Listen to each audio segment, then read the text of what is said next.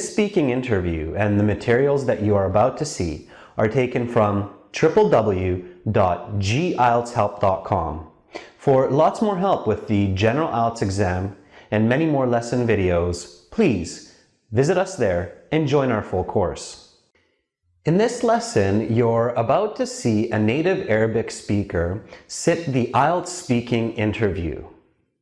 In this interview, he would likely score about a 7.5. After the interview, I will explain why his score would be about a 7.5. I will discuss the good points and the bad points, what he did well and what he could improve. First, let's watch the interview.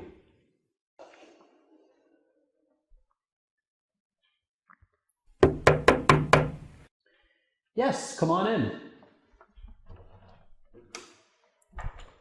Hello. Hi, good afternoon. Please have a seat. Thank you. My name is Adrian. May I have your name, please? My name is Mohammed. Okay, hi Mohammed. So this is the speaking section of the IELTS exam.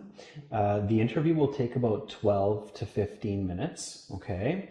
I will ask you some questions. There will be 3 parts. I'll give you instructions for each part. And I'm going to record this for marking purposes. Is that okay? Yes. All right. Okay, so Mohammed, may I see your passport, please? Sure. Thank you. No problem.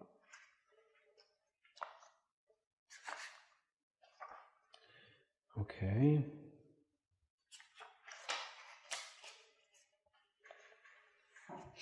All right. Here's your passport back. Thank you. And now we will begin with part 1. I'm going to ask you some questions on a general topic. Are you ready to begin? Yes, I am. Okay, so Mohammed, let's talk about your family. Do you have sisters and brothers? If so, how many? Yes, I come from a big family. I have 6 brothers and 4 sisters, and I am the second youngest in the family. All right. What was it like growing up in your family? I had a lot of fun growing up. Having many siblings means always having someone around to play with. And so as a child, I was almost never bored. Okay. Are your parents and grandparents from the same country as you? If not, where are they from? Just like me, my grandparents were also born in Saudi Arabia. My mother was also born there. However, my father was born in the United States during a time in which his father was studying in a university there. Why do you think family is important? My family, my family is my foundation. Life has lots of ups and downs, but family is the one part that remains constant no matter what. Okay. Is family life important in your country? I think family life is important in every country. So yes, it is important in Saudi Arabia. We are taught to respect and honor the people older than us and to teach and encourage those younger than us. Okay, that's the end of part 1. Now we will move to part 2. For part 2, I'm going to give you a card. The card will have some questions on it about a specific topic, okay? You're going to have 1 minute to prepare your answer. There's no paper in front of you, and here's a pen. You can take some notes if you'd like in the 1 minute. After your 1 minute preparation is over, I will give you 90 seconds to speak. I'll tell you when to start and when to stop, okay? So here is the card. Please keep it face down. Okay. Are you ready to begin? Yes, I am. Okay, so your 1 minute begins now. Go ahead, turn over the card and prepare. Okay, Mohammed, so your 1 minute preparation time is up. Please begin speaking. One government worker that I truly respect is Nelson Mandela. He was the president of South Africa for a number of years, but his influence on South African and the world politics is so much greater than that.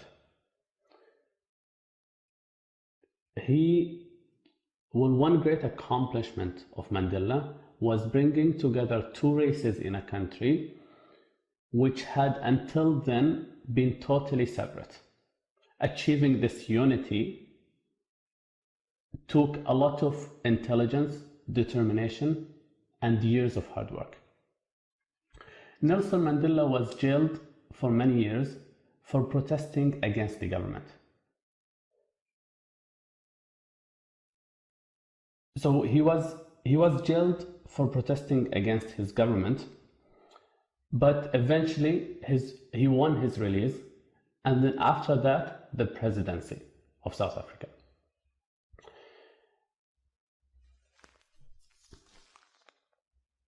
He made South Africa a better country. So I think there is a lot to be learned from a man like Mandela. First, the importance of determination. And second, the value of standing up for what one believes in. And third, I believe Mandela taught the world that anything is possible. From standing up for what he believed in, to being jailed, to being freed, and then leading a country to prosperity. So a man like Mandela is truly, or a man like Mandela truly deserves everyone's respect. Okay, very good. And the time is up, so we will now go to part 3, and I'm going to ask you some questions related to this topic. Are you ready to begin part 3? Yes, I am. Let's talk about government workers and respect.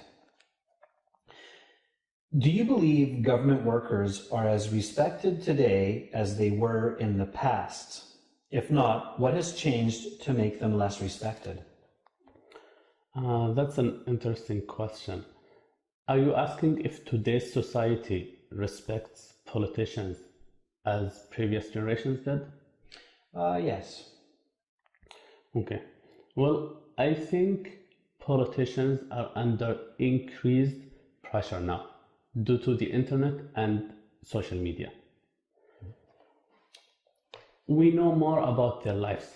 We know more about the bad things they might have done. So I think this could lead to decreased respect levels. Okay. Why do you think it is important for government workers to have the respect of society?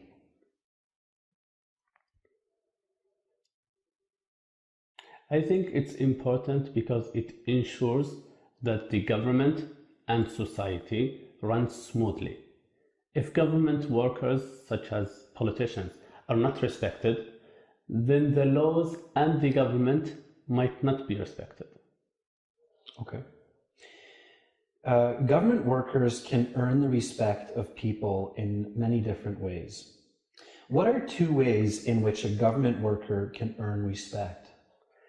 Yes, I think there are different ways to earn respect. One is by being honest with the public. Second is by keeping election promises. If a government worker is dishonest or breaks election promises, then it's hard to gain the public respect. All right. I'm going to ask you a few more questions for part 3. Let's talk about being a government worker. Would you consider becoming a government worker? What factors contribute to your feeling? That is an interesting question. Can I please have a moment to think about it? Sure. Okay. I think being a government worker is very difficult. However, it can also be very rewarding. So if I have the right education and I have spent some time in the workforce, then yes, I would consider becoming a government worker. All right. What do you think is the hardest part of being a government worker? Why do you think people choose to work for the government despite all the difficulty the job entails? I think people choose to work in the government out of a sense of duty to their city or country, no matter how difficult it is.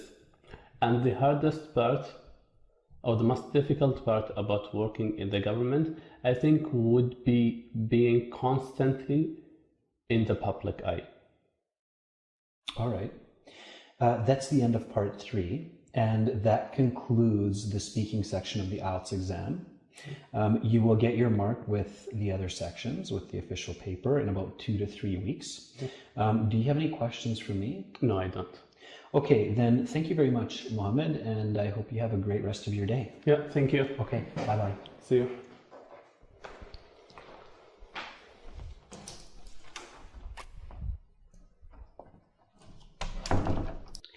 All right, before we discuss the specifics of the interview and what was done well and what could be improved, let's quickly review the 3 important elements that the IELTS examiners are looking for in order to give high scores.